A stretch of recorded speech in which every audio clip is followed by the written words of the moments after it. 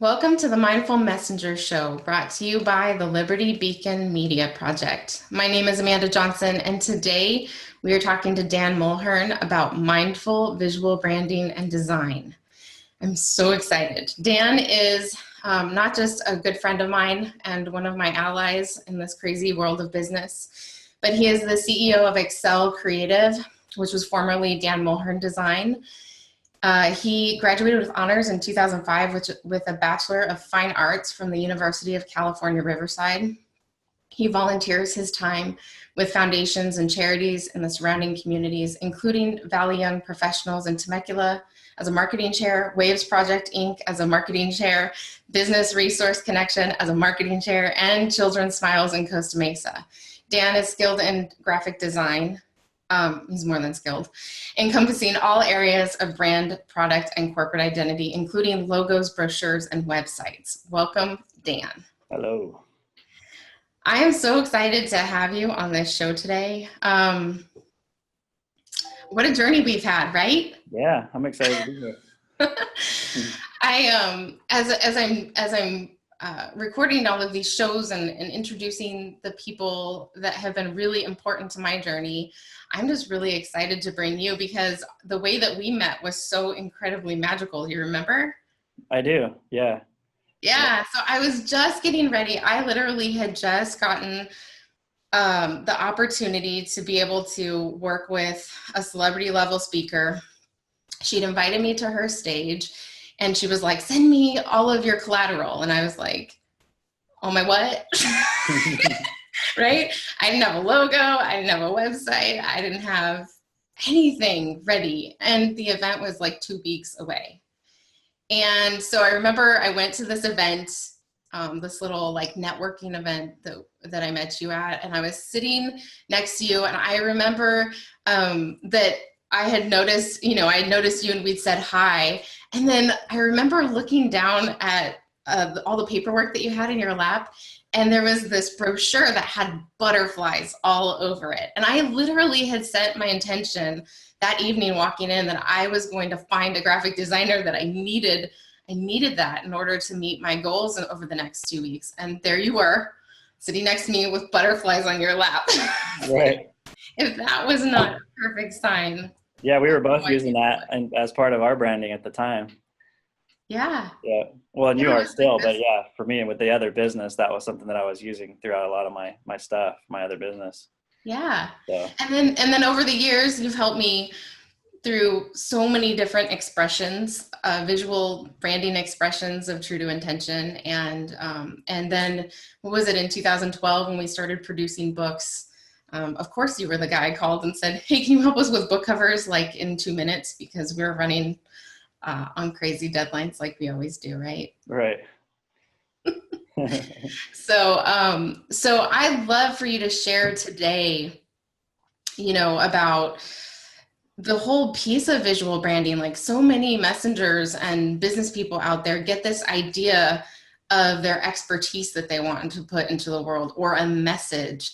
And then at some point they get to the point where someone says, well, where's your business card? Or what's your website? And then there's this whole other world that opens up to them where they have to figure out, what is this all going to look like?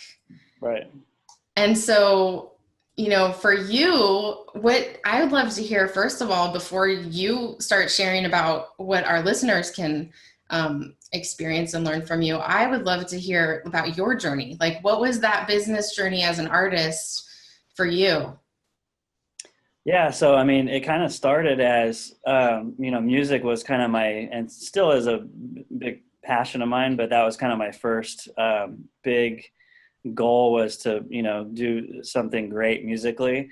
And I did that through my 20s and did 3 full-length albums. I was into like the heavier music, the really technical type stuff, and got pretty far along. And, my thing with that at the time was always do what's the most honest. I would never compromise. I wasn't trying to just do whatever would sell or be on the radio and try to get famous or anything like that. It was more about truly expressing myself and not compromising that at one bit.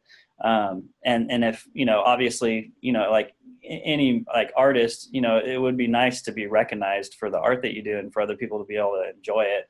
That would have just been kind of a bonus byproduct. But I was so, I guess, the word I would think of would be stubborn about just staying so true to my emotions and expressing that through the music.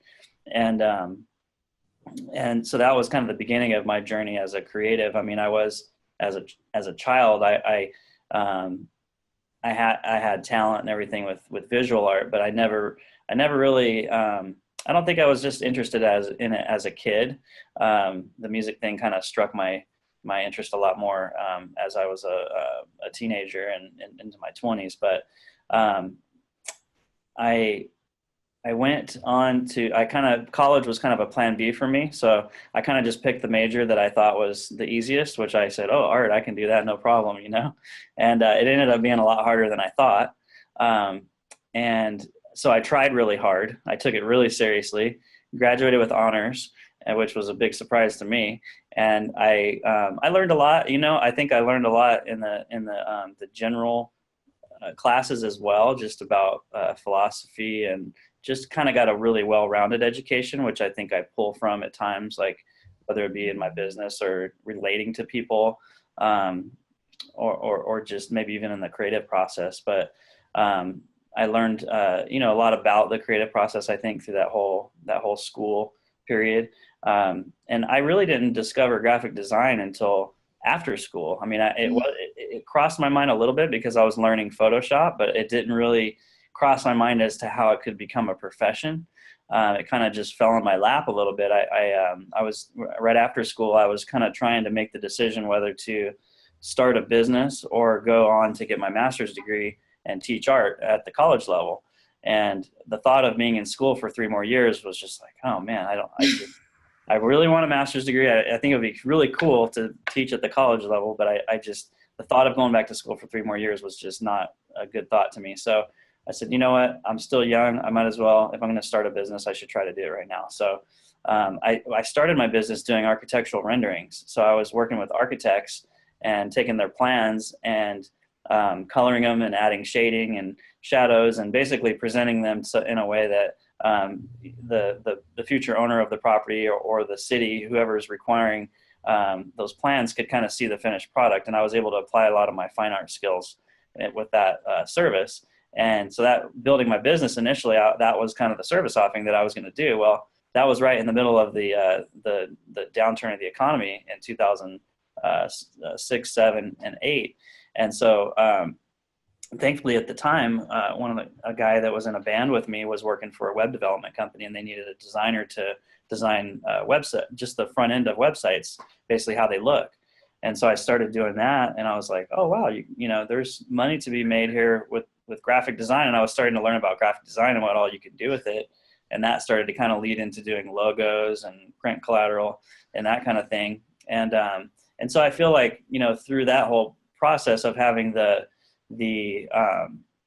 fine art degree, doing the architectural rendering, which was applying more of that type of skill set, but then getting into graphic design, I think that kind of made for having a unique skill set within the realm of graphic design. Like I didn't go to school for graphic design and then work for a graphic design firm and, had all these like rules and everything. I think it was kind of more organic the way it kind of evolved. And so the whole process and journey of how I came to meet you was I ended up joining a networking group and creating a lot of connections there, and that kind of spiderwebbed out and into this organization that you were actually part of, called the Referral Institute. Mm-hmm. I think, right? You went to, I don't know if you were in the institute or you went to a workshop that was associated with it or something. And I remember you being there. That's where I met Ursula as well. Mm-hmm. Ursula Menchez, she's one of our clients and colleagues. And so we made that connection. So that, I guess that's kind of a short version of my journey. And it was, I kind of, as far as graphic design goes, I learned a lot of things just self-taught. I mean, just, in the beginning days, I was needing to make money. I'd be talking to a client, they'd say, can you do this? And I'd say, sure. And I'd hang up the phone and go, oh no, like, how am I going to do that? And so I just figured out, and so I had enough of those where I constantly, I kept building my self-esteem, my confidence into what I could do. And I kept adding new arrows to my quiver, type of deal. So, here 12 years later, here I am. And, I've kind of been there and done that with a lot of different things within the realm of graphic design and branding and now web development as well. So I don't know if that's too long-winded, too short, or but No, it's perfect. Yeah, and I kind of want to know, of course, I don't know why I've never asked you this question, but why were there butterflies? Like, what was that about? I don't, it was more, it probably came back to what I just said about like having that fine art influence in the graphic design, it was like, and also I was really into album cover art. I have a friend who's a famous artist and that does album covers. And so I've always admired his work and kind of learned from him a little bit. So there was a piece that he did for a band a long time ago that had butterflies on it. It had butterflies shooting out of someone's mouth. And it was kind of a surreal type art piece. And I have it hanging on my wall. And it was one of my favorite things that he's ever done. So I think the butterfly thing kind of came from that a little bit. It was a little bit inspired from that.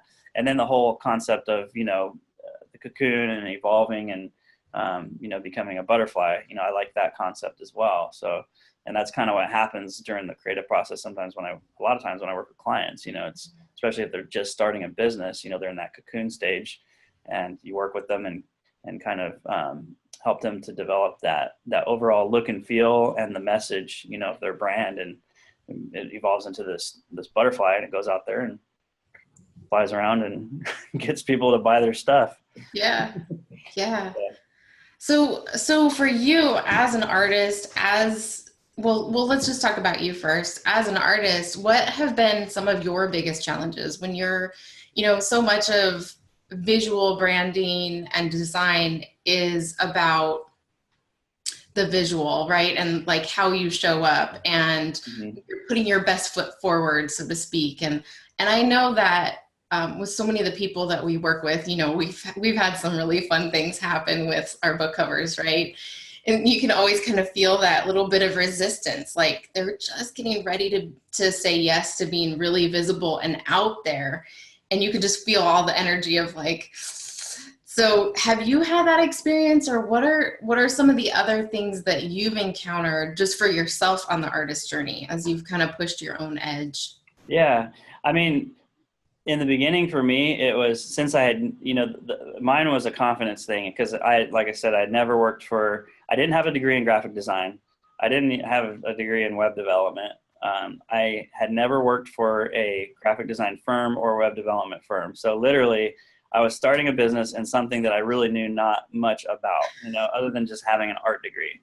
And so confidence was a huge thing. And I remember when I joined this networking group about a year and a half after starting my business, I got there and they said, "Oh, you're going to have a minute to stand up and talk about your business." Well, I freaked out because I don't know how to talk about what I do. I don't have that confidence to get you to buy my service, So I remember that first meeting being really intimidating, but that whole networking experience and still in an organization today really helped me grow because you had to stand up once a week and talk about what you do and articulate it. And so I think confidence was a big one. I think constantly having the mindset of personal development. I didn't quite learn that or discover that until probably about 4 years into my business. It was something that, like, my mom was a successful CEO of a hospital, and she always kind of pushed that a little bit, but I really didn't get why until I was in a network marketing company for a year, and I did really well with it. And their whole thing was really pushing personal development, and that really stuck with me. And it's the mindset of your business is only going to be as good as you are as a person, as developed as you are as a person. And so constantly working on yourself and putting positive information, into your mind, and using, even if you have a busy schedule, don't make any excuses. If you have a 10-minute, 15-minute, 30-minute drive to and from the office, use that time to listen to something, positive and constantly be learning. So that's been a challenge too, to stay on that journey of self-development. And, cause it's easy to be, get really excited about it and like, yeah, I'm going to go to this seminar, I'm going to do this. And then you get excited at the seminar and you sustain that for 6 months or a year. But then, it even happened to me where I, kind of like, oh, I don't need any of that for a while. I don't need to read a book for a while. I'm going to ride the wave of that 1 year I did, but then you start to kind of feel stale again, and you feel like you need to kind of reignite that and start doing more of that learning and development again. So I think that's been a really key portion. I feel like you can only get to a certain level as the person that you are, and you continue to have to develop yourself as a person in order to develop your business, because it's like the whole analogy with people winning the lottery. The statistics show that most people that win the lottery lose it all because their mindset is not there to hold all that money. Well, I think the same thing goes with success. You could build your business really quick and maybe get it successful, but to sustain that success may be difficult if you're not ready for it from a personal level, So yeah, absolutely. And that's definitely one of our shared philosophies, that I think is one of the reasons why we're not just really good partners when it comes to helping people with their visual brands and their messaging, but also good friends, Yeah, absolutely. we have that in common. So can you tell me about like one of the big challenges for you, like maybe about your own art or your own visual branding? How often do we hear experts say, something about the cobbler whose kids don't have any shoes, or the plumber whose plumbing is broken? Like, have you ever had that experience yourself, as Absolutely. Yeah. intuitive and as easy as it is for you to help all of us? Just like, It's funny because for myself, I haven't been as critical about how my stuff looks because I know that I can change it at any time. mhm. And I get, like, when I work with clients, some people are like, I trust you, just do it. And then they're cool with it. Some people are very analytical and want to make sure it's perfect. And I get that side of it too. I tend to be, as far as like how my branding looks from my, when I was on my own and now with Excel, I'm not as picky. I know that, like, typically if I put a decent amount of energy in, it's going to be good and it's going to sustain me for a year, 2 years, and then I can go change it again. But the problem, the challenging part is now, is making the time to do the updates. Cause in the early days when I wasn't as busy, I had more time to work on my own branding stuff. But now as you get busier, you really you have to carve out time. You have to put time on the calendar, and maybe a Saturday where I'm only going to work on stuff for myself. And I still absolutely struggle with that, and that's just one piece of the puzzle when you own a business. I mean, that's just, cause you have to do that. You have to work on your bookkeeping. You have to work on your goals. There's so many different hats you have to wear as a business owner. So that's just one piece of it. That's a challenge, to stay consistently updated. Yeah. So. Well, I love what you said about the evolving the visual brand, because how many times have I asked you to help me with that over the almost 10 years that we've known each other, right? Like, there's been this evolution that has occurred. But before we talk about that piece of evolving a visual brand, I love to talk about, like, what are some of the most important things that you can tell our listeners today about setting up a visual brand and their design elements mindfully from the beginning? Like, what are some of the things that you look at someone's new collateral materials and you're just like, oh, if only they had, I mean, it's like when I read a book, right? I'm just like, man, if I had gotten to this person before they hit send on publish, what are those things for you? Right. And it can vary, depending on, if you're a speaker, and your branding is like your book that you're going to do, maybe your website, and maybe you have a business card, a speaker sheet, so that's like kind of a collateral set right there. Or, if you're a HVAC company, you're going to have a website and you're going to have a bunch of different brochures and things. So it varies from client to client. But I think the main thing is in the beginning is, having a discovery type of a meeting to figure out what your demographic is, figure out all of those demographics you can, determine, what your mission as a business is, what your goals are as a business are, and get all of that stuff mapped out in the very beginning, the core foundation of who you are as a company, what's your purpose, and then how do you go about providing how do you go about executing that purpose, fulfilling that purpose, I guess that's what I'm trying to say.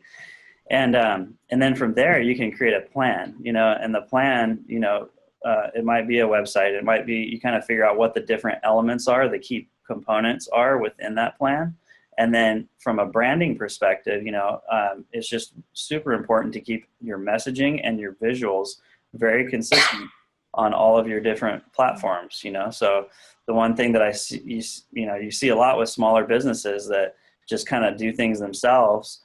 You see this fragmented brand identity where, they may have had a designer, online somewhere do their business card when they first started their business, or their logo, and then they got their business card done in town at a print shop, and then they meet another designer at a networking event that does their brochure. And not that you can't keep a consistency with different designers. It's just a lot of business owners don't know to keep that consistency, and they don't have like a brand guide to go off of to keep that all the same.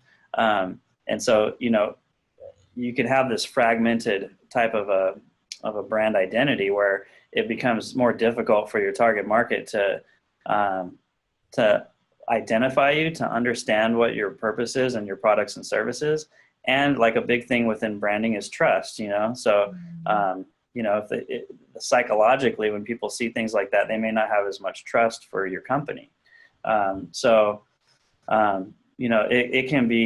It's a lot easier, I think, to develop that the right way in the beginning, and just to continue to evolve and develop it the right way, than to pick up, 5 years after you've been in business and try to resurrect something that it has been fragmented, because the first impression is everything. Once that stuff's out there, it's out there, and then you've got to kind of go back, start over, and then redo it from scratch, basically. So I just think it's really important to have that plan and understand the importance of the brand identity and the consistency and keeping everything really uniform and across all boards.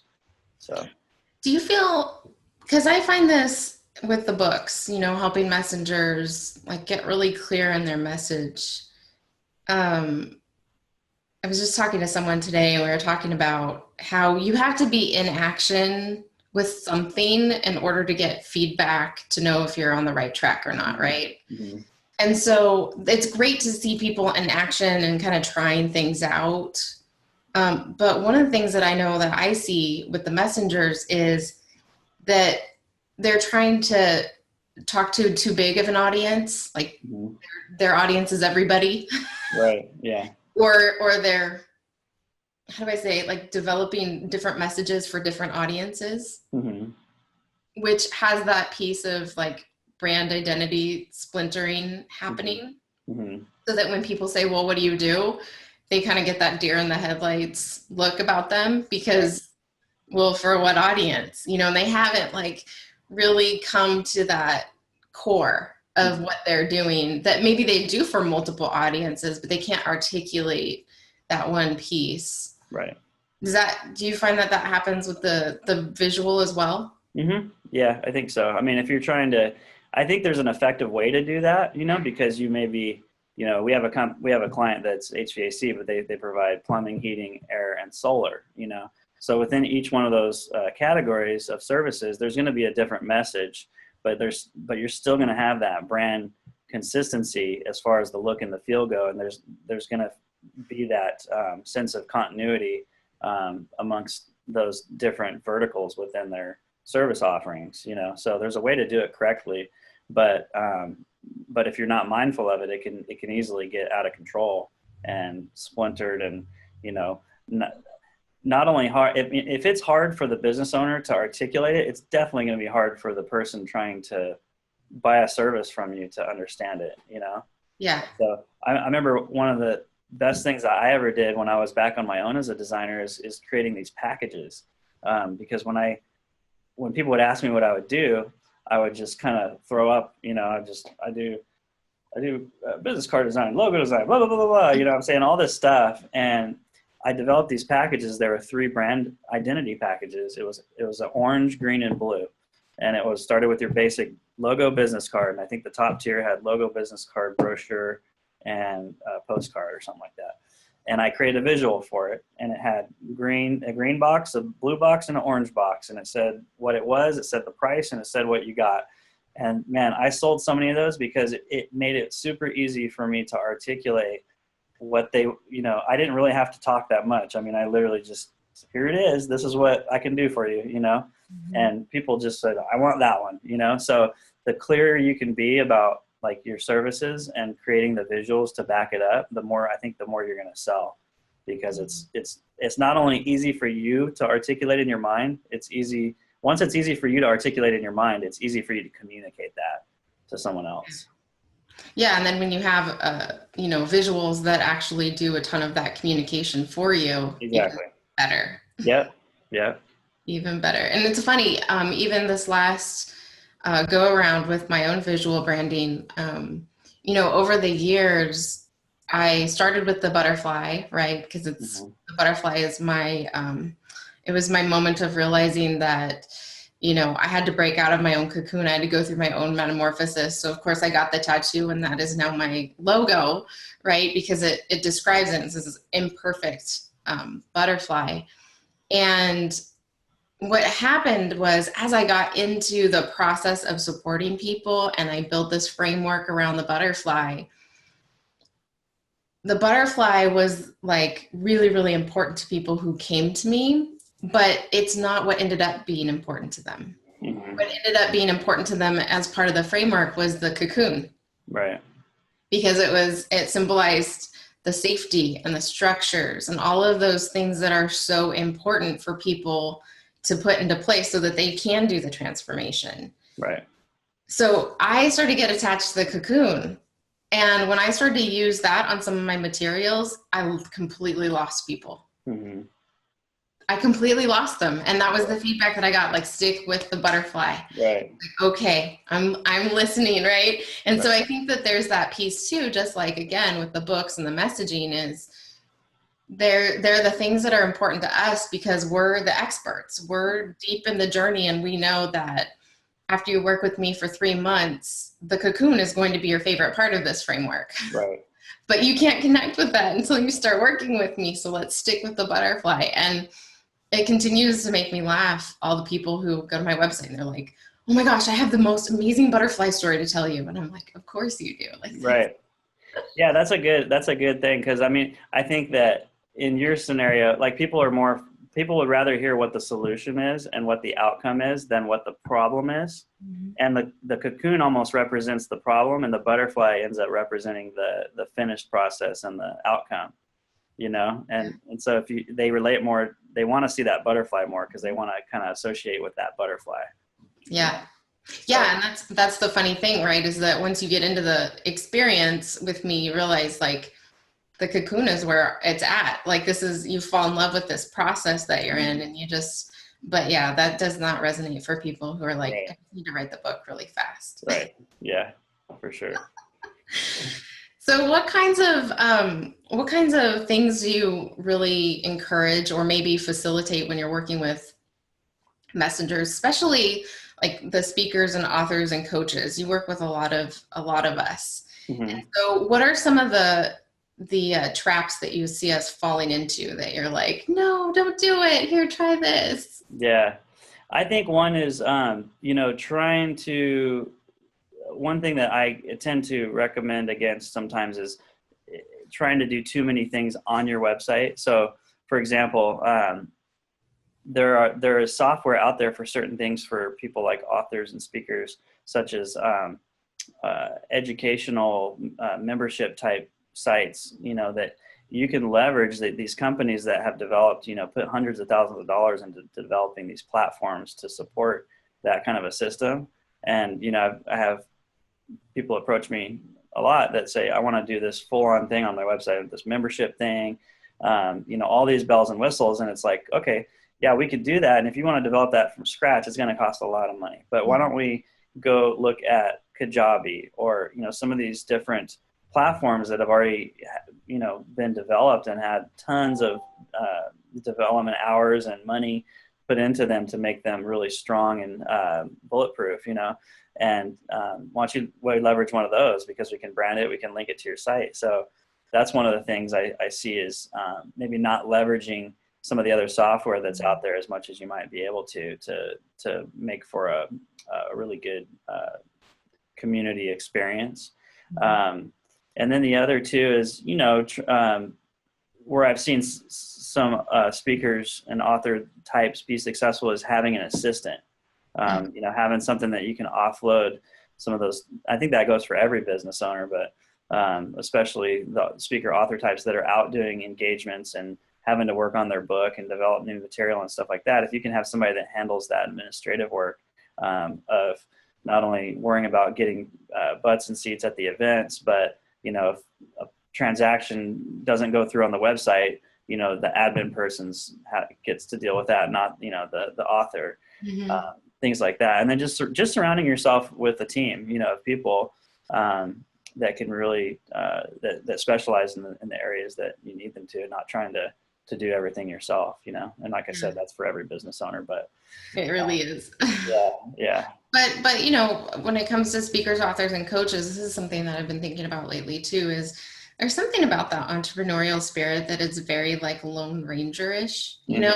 Some of the people that I work with who come out of corporate, or they're still in corporate and packaging their stuff, they're, packaging themselves for their personal brand when they leave corporate, they have a completely different vibe and experience and interaction, because they're used to working on teams where like, this isn't my strength, this goes to Joe Schmo over here, and they're totally accustomed to that. So it has a completely different energy than some of the new speakers, authors, and coaches who are oh gosh, they're just like hanging on to their thing so tight. Yeah.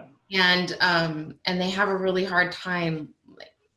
Do you see what I'm saying? Like they're having a hard time giving up some of that stuff. Mm-hmm. Yeah. And I've done it myself, as being a designer, I want everything to be the way I want it to be. And, sometimes you just feel like it's going to take longer for you to train somebody or tell somebody how to do it than to do it. But I think if you truly put in the time and invest that time in the beginning, it pays dividends, long term. So. Yeah. So I have a question for you, and I don't think we've ever talked about this, but it's something that I've wondered on the visual side, because it's a question that I get a lot from people. There are a lot of people in the industry who are telling folks that they need to make themselves the face of their brand. And then there are other people who are telling them, like, put the brand out there and kind of keep yourself in the background. And I know that depends on, how visible someone wants to be, or if they're the only person in the business doing certain things.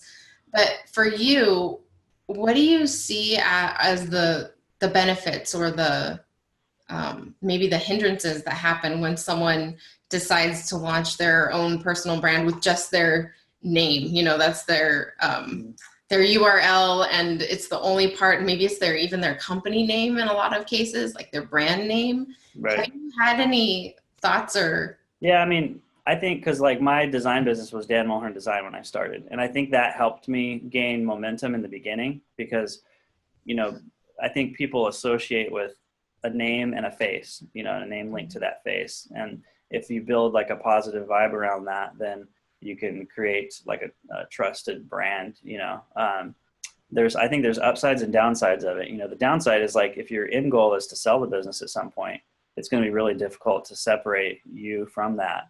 And they're always, you're kind of building it in a way that people are expecting to get you.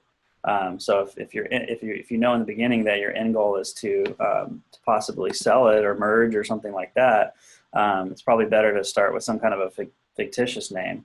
Maybe have you as a person, as a brand, maybe as a subset underneath that, as a product or something, something like that. But those would be like the two things. I think you can get a lot of momentum quick in the beginning if you're branding your face and your name. But I think as a long-term strategy, it may not be as good, because even if you don't know if you want to sell it or not, you kind of have less options with it down the Mhm. road.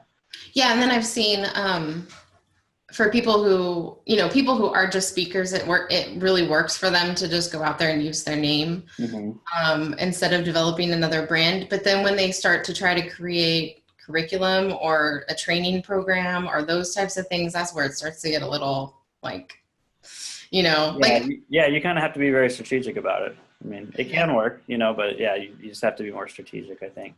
So I love for the audience to learn a little bit more about what your creative process is with people, whether they're just getting started or whether they are like myself, getting ready for another expression.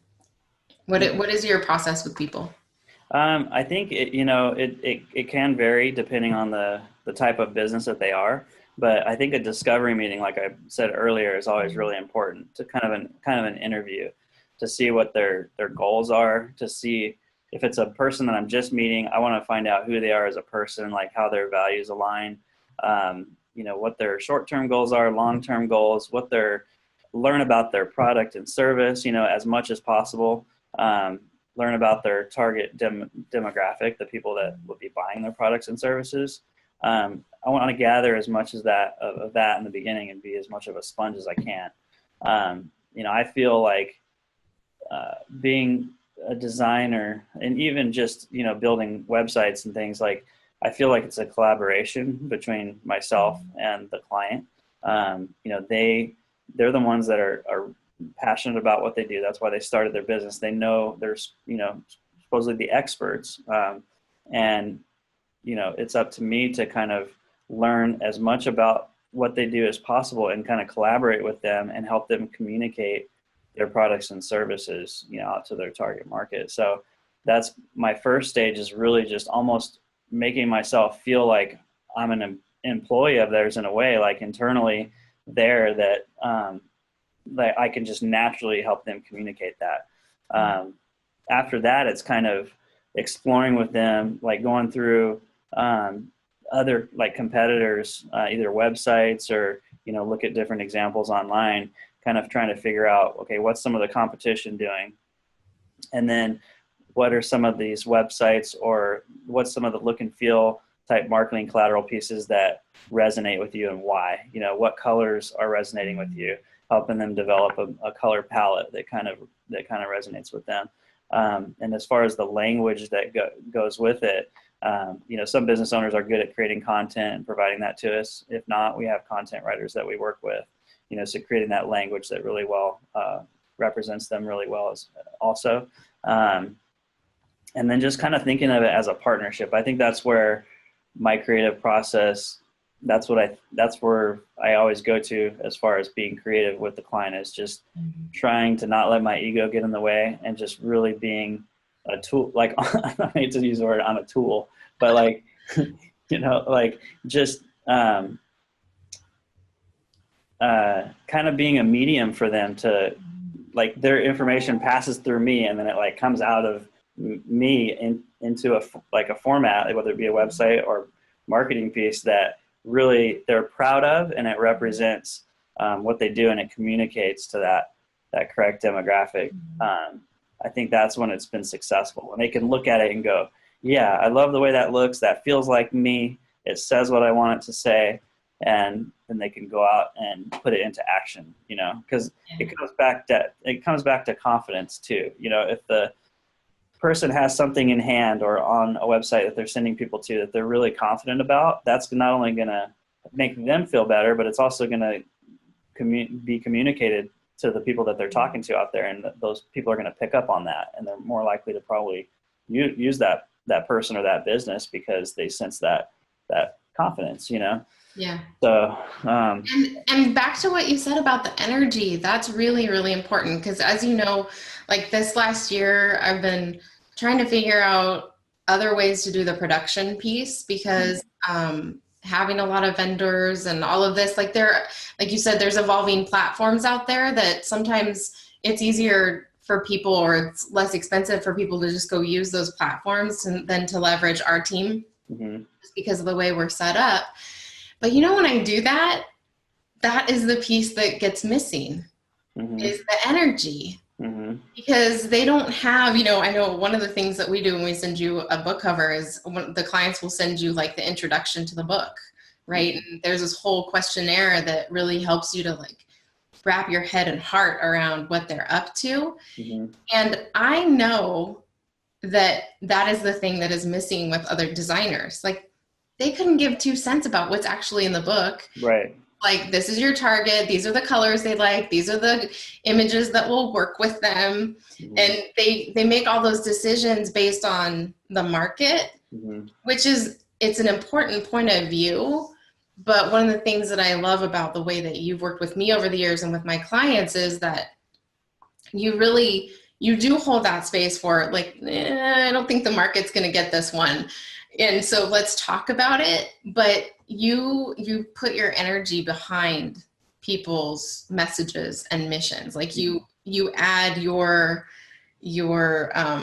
secret sauce to it, and it comes through. It vibrates off the page. I can absolutely feel that. Like there's so much care that gets put into. It's not just one of those, whip that up at the last minute types of things for this person. It's like you've really thought about this and even use your intuition to kind of hear the things that weren't said or read the things that weren't written between the lines, Yeah, and that kind of sparks, that kind of like makes me think about that a little bit too, is that it goes back to when I was talking about when I in music, like I'm always wanting to just express what is the most genuine about like how I'm feeling.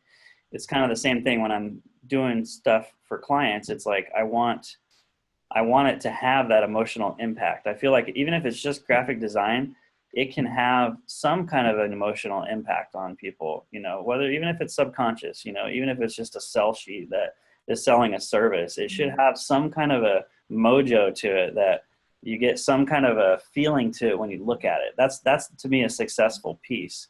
It just kind of jumps off the page and connects with people, So that's what I'm always kind of searching for, is that reaction, and I really think that a lot of it is your energy, like that the care and the love that you put into these projects, because it's not just another project. It's like you can see that by the title and this chapter that they sent you, like this person is up to something really important. And so what can I do to make this, make the book cover draw people and vibrate with their energy, Right. I love it. I love it. And there, that's better. The sun was starting to.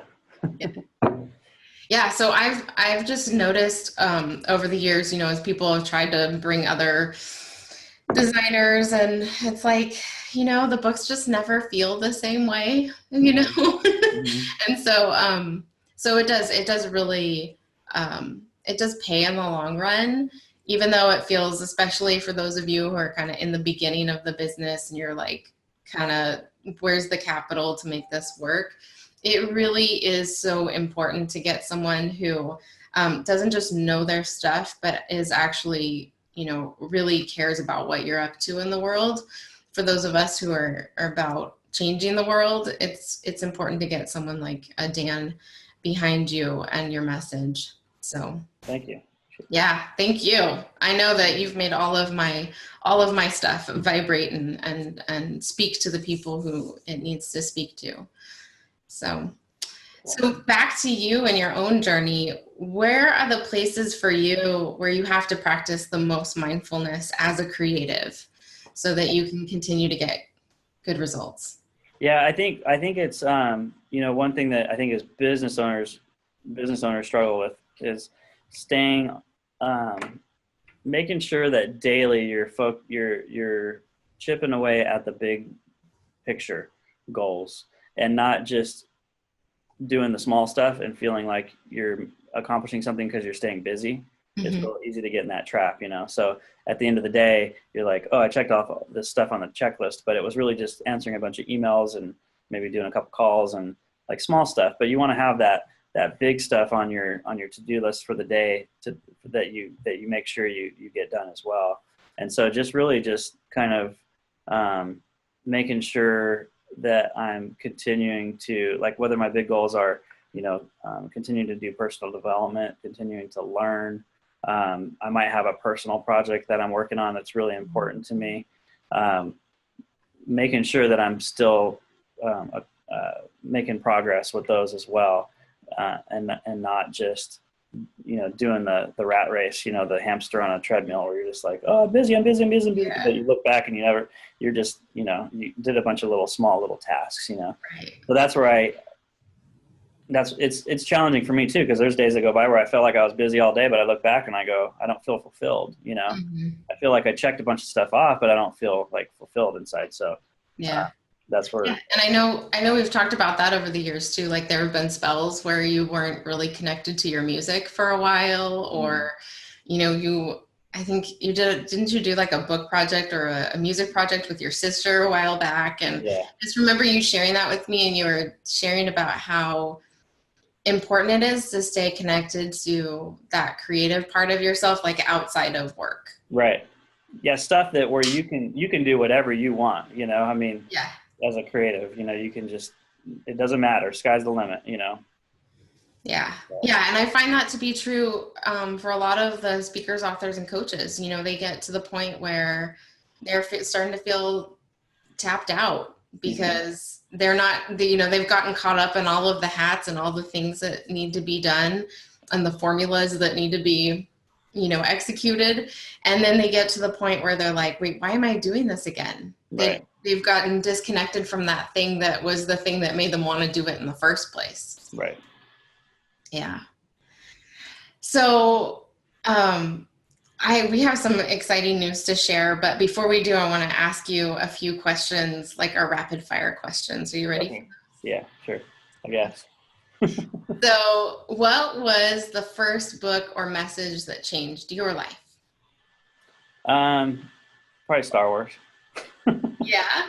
I mean, it just, yeah. I mean, it's a very simple story. It's a story that's been done for a long time. It's a common story that George Lucas used.